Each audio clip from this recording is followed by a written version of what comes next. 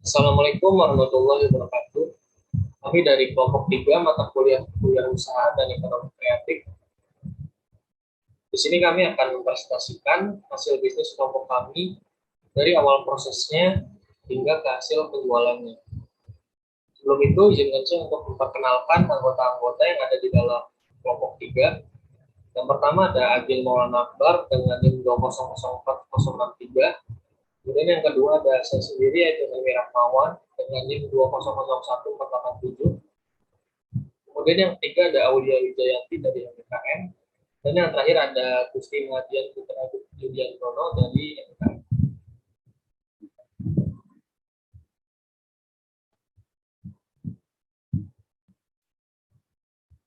Selanjutnya saya akan menjelaskan tentang konsep bisnis dari kelompok kami.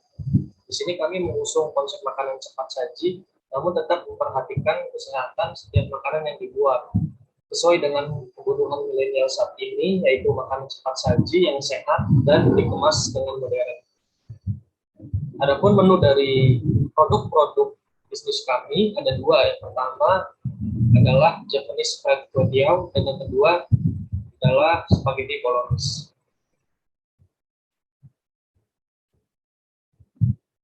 Kemudian di sini ada analisis SWOT dari bisnis kelompok kami.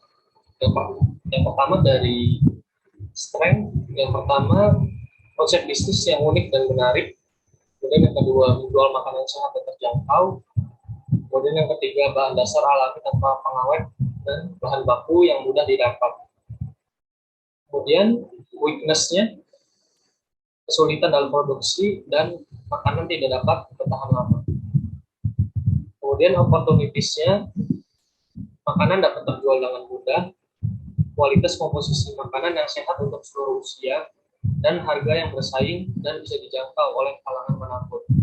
Dan yang terakhir, threats dari bisnis kami, yaitu yang pertama produk mudah ditiru, dan yang kedua harga bahan baku mengikuti pasar.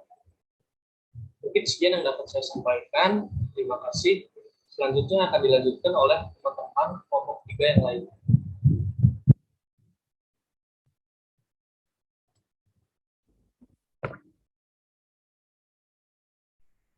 Baik, di sini saya akan menjelaskan mengenai bisnis model kanvas dari kelompok 3.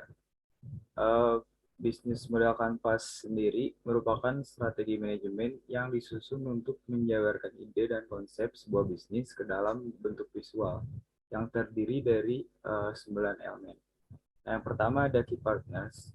Di sini ada supplier bahan baku, reseller produk, dan komunitas.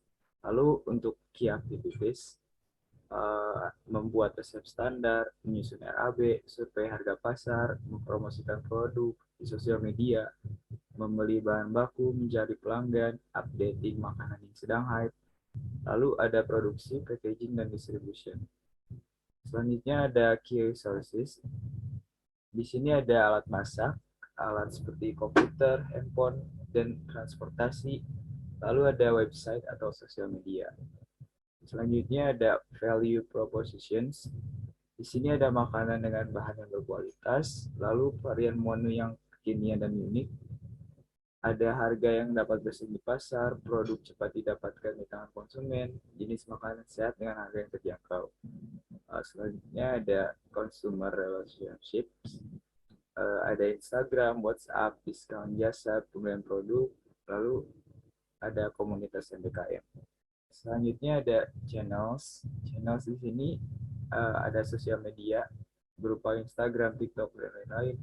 Lalu ada website, pemasaran direct selling seperti keluarga, teman, dan relasi. Nah, untuk customer segments, gender unisex atau boleh laki-laki atau perempuan dengan tingkat remaja atau dewasa, untuk tingkat ekonomi, untuk berbagai kalangan. Lalu ada cost structure. Di sini ada biaya promosi di sosial media seperti event, brosur, poster, lalu biaya transportasi, internet cost, production cost, seperti alat masak, tester, packaging, bahan pokok, pelengkap, dan lain-lain. Lalu ada gaji karyawan, listrik, dan air. Nah, untuk revenue streams, ada penjualan makanan, profit, menu paket, atau satuan. Nah, di sini ada logo dari Kaula Food. dengan tagline modern and delicious food. Untuk Instagramnya sendiri, di sini ada kaulafood_. Untuk target pasar, produk yang dijual berupa makanan modern dan berkualitas yang dijual secara online. Untuk target lokasinya sesuai domisili masing-masing daerah anggota, seperti di Bandung, Cirebon, dan lain-lain. Untuk target demografinya, berupa pria maupun wanita dengan rentan usia 15-30 tahun yang menyukai makanan modern. Lalu untuk karakteristik psikologi, terbiasa dengan sosial media dan internet, dan juga menyukai makanan yang praktis. Sekian yang dapat saya sampaikan. Terima kasih.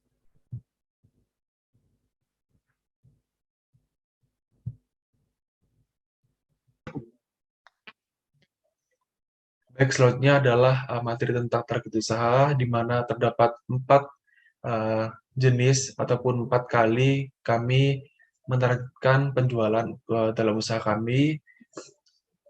Dan untuk penjualan 1 dan juga penjualan kedua dilakukan oleh rekan saya yaitu Agil dan juga Helmi.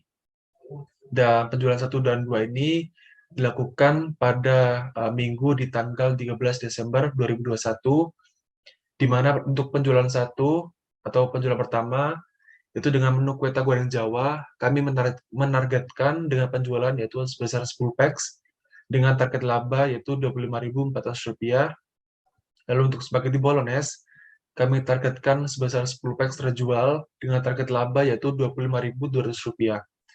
Dan untuk penjualan kedua, di menu kue goreng Jawa ini, kami menargetkan penjualan sebesar 5 packs dengan target laba sebesar Rp12.700. Dan juga spaghetti bolognese, kami menargetkan sebesar 5 packs dengan target laba yaitu sebesar Rp12.600. Lalu selanjutnya adalah target usaha penjualan ketiga dan juga penjualan keempat, yang dimana dilakukan oleh saya sendiri, Gusti Madan Putra Nono, dan juga rekan saya Aulia Wijayanti, dan kami akan melakukan penjualan ini di Minggu di tanggal 20 Desember 2021. Dan target usaha kami di penjualan ketiga ini dan dengan menu kue goreng Jawa ini sebesar 10 packs dengan target laba atau keuntungan sebesar Rp25.400. Lalu dengan menu spaghetti bolognese, target penjualan yang akan kami capai yaitu adalah 5 packs dan target laba sebesar Rp12.600. Dan untuk penjualan yang terakhir yaitu adalah penjualan keempat dengan menu kue goreng Jawa itu, kami menargetkan penjualan sebesar 10 packs dengan target laba sebesar Rp25.400. Dan juga spaghetti bolognese, kami menargetkan penjualan sebesar 10 packs dengan target laba ataupun keuntungan sebesar Rp25.200.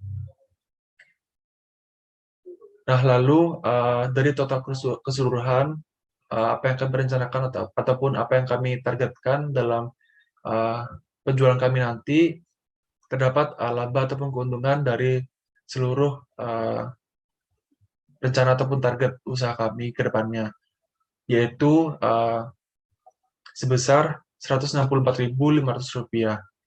Dan ini hanya target saja, kemungkinan penjualan bisa meningkat ataupun menurun. Nah, untuk aktualisasi ataupun bentuk realnya kita menjual berapa akan dilakukan oleh ataupun dilanjutkan oleh Aulia Wijayanti. Silakan.